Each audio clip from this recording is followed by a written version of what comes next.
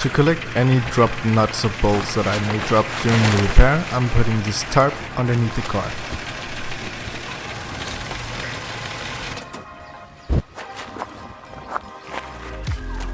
To loosen the wheel nuts, I will be using a 17mm socket.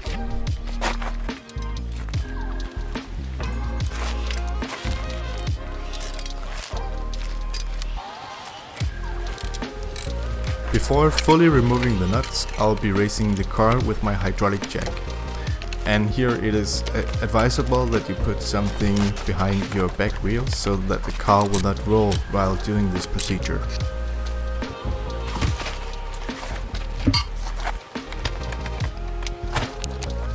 I had to improvise removing the inner splash guard from the wheel. I found a flathead screwdriver and some pliers to work the best.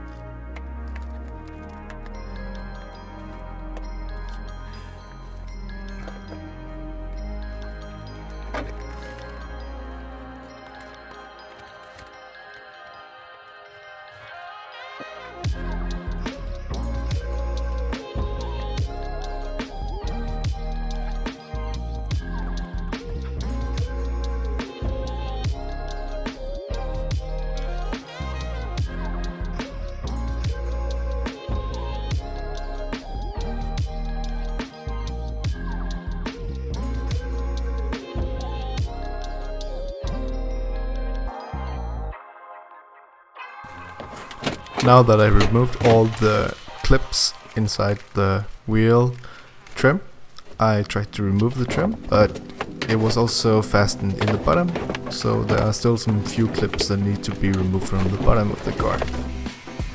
And then it can be removed.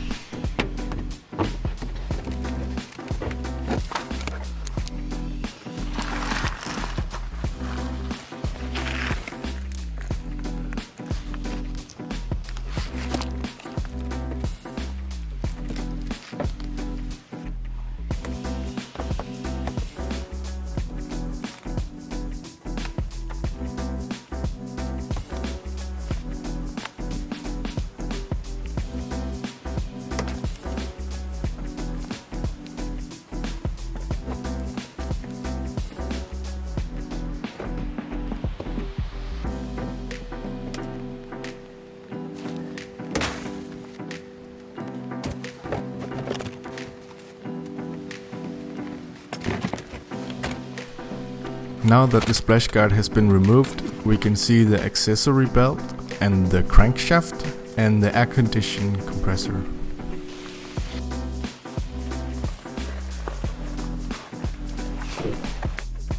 Now I will start removing the air filter box.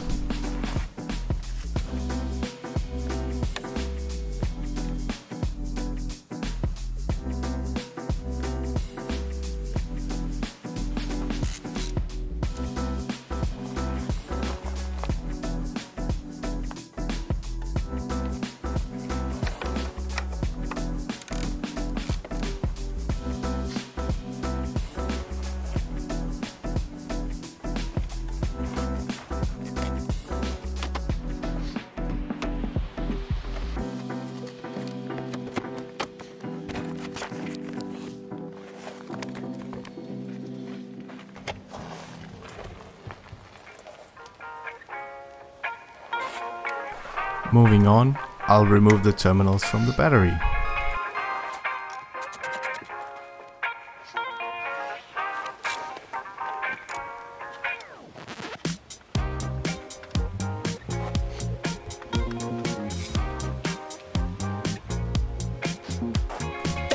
Next up is removing the cowl packs.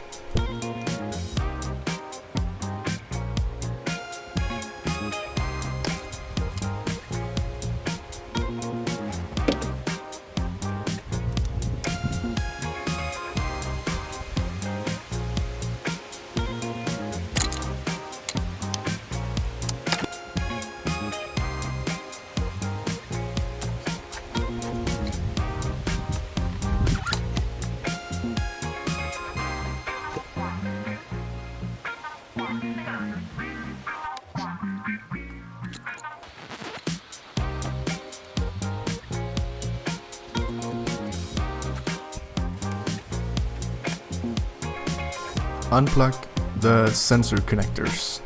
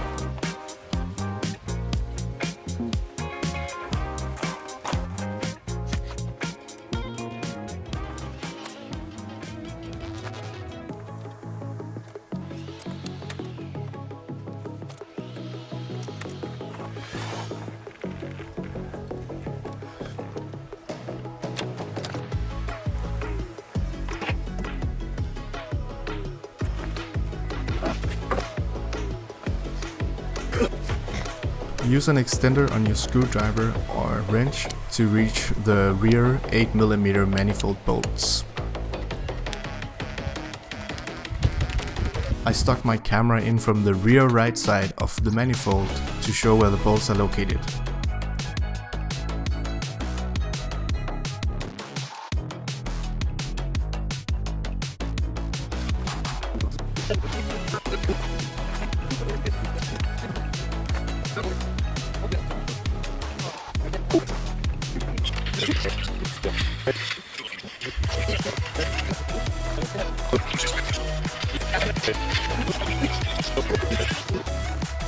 Remove the two front manifold bolts with a 10mm socket.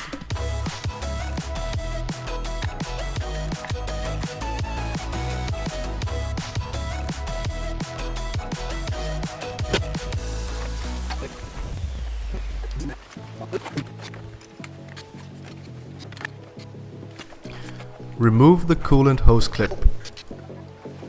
Before doing this step, it can be a good idea to drain the coolant from the bottom of the car.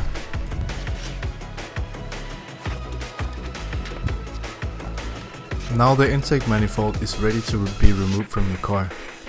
If it's difficult to remove, then take out the battery first.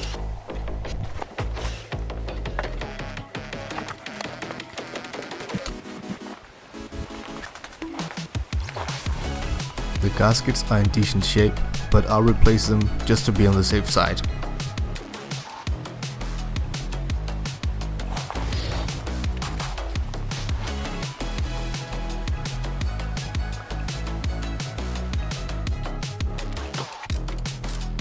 Remove the 10mm bolt securing the earth connector.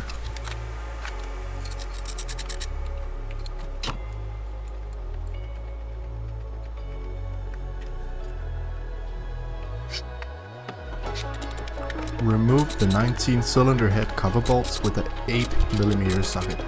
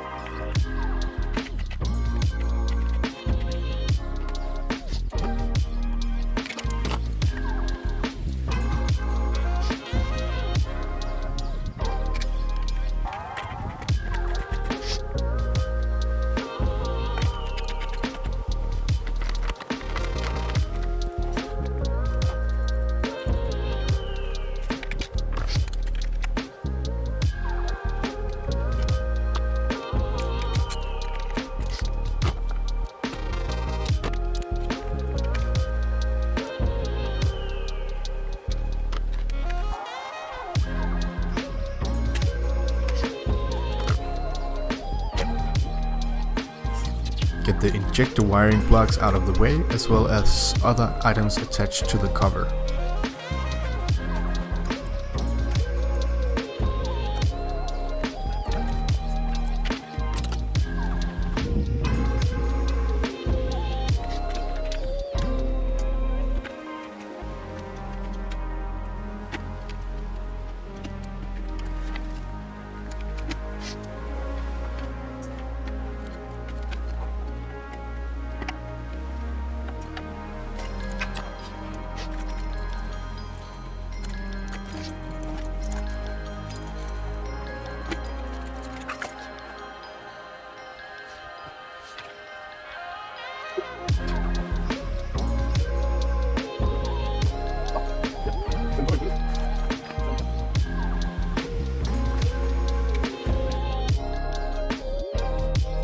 I decided to give the engine a bit of a cleanup because some dirt has fallen down from the cover and onto it.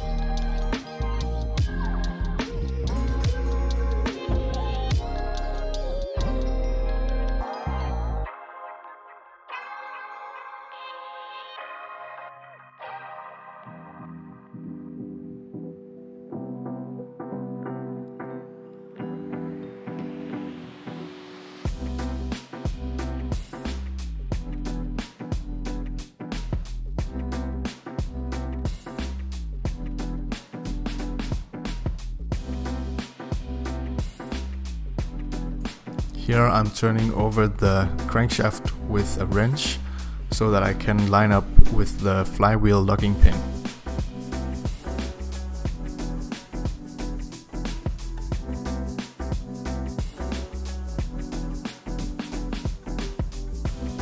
I wasn't able to film this very well, but this is where the flywheel locking pin should go. Now that the flywheel locking pin is secured and everything else has been lined up, the camshaft locking tool should just drop in. You can secure it with 2 bolts from the head cover.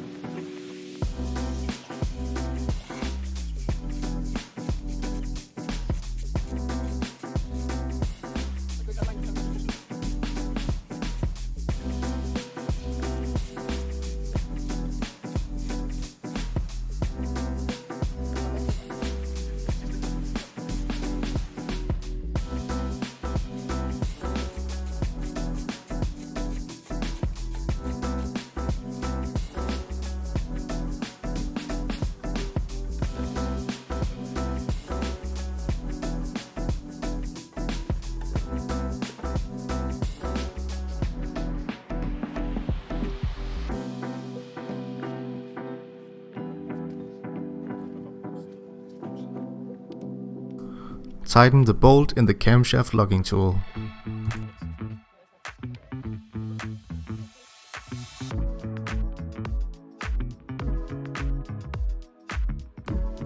Use a wrench to remove the tension of the tensioner roller and put in an Allen key to secure it in place. Then you can remove the accessory belt.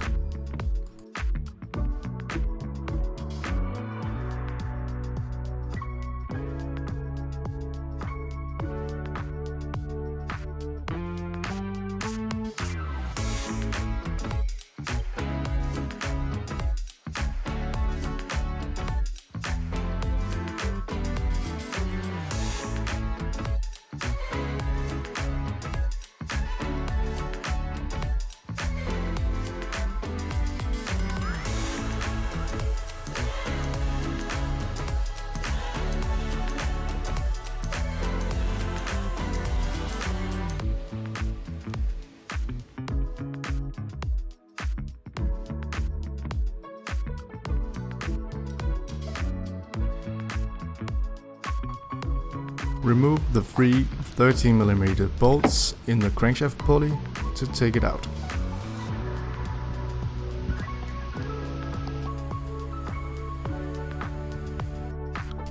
Remove the 4 bolts securing the timing belt tensioner cover with a 10mm socket.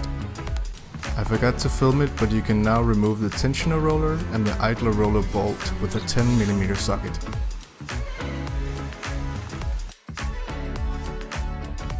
Remove the crankshaft pinion and drive gear with an 18mm socket.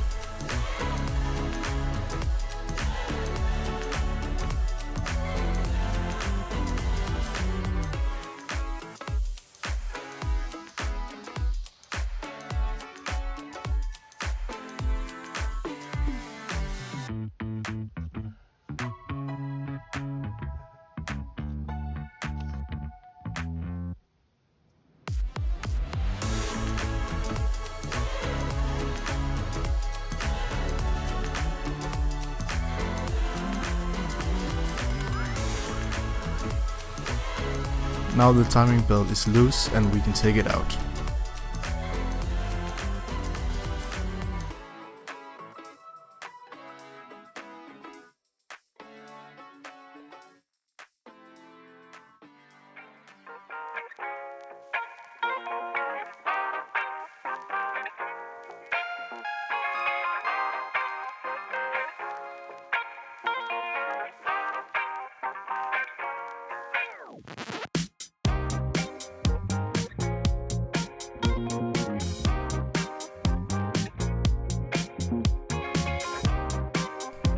Time to put in the new timing belt, minding the direction of the belt.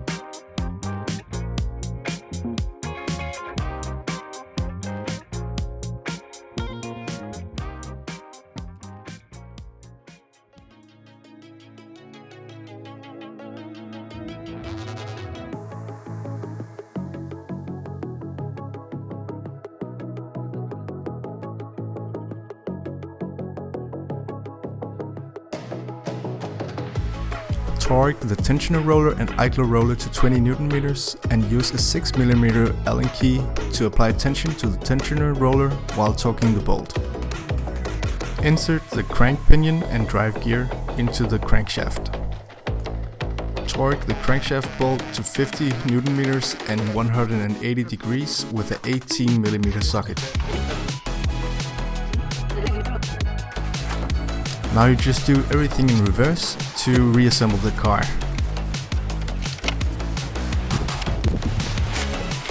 Turn the engine over by hand to ensure that the timing belt has been installed correctly.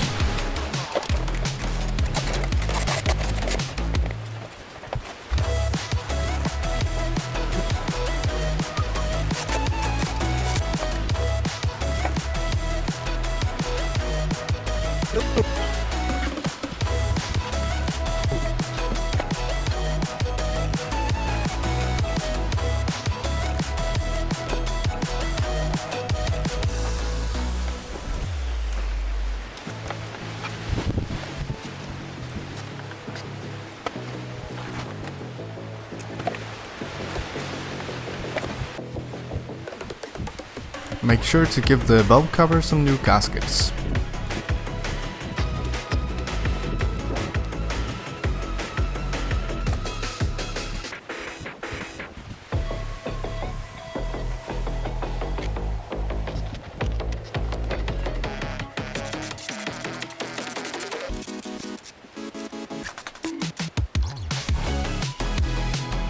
reinstall the valve cover bolts and tighten them in the order shown here.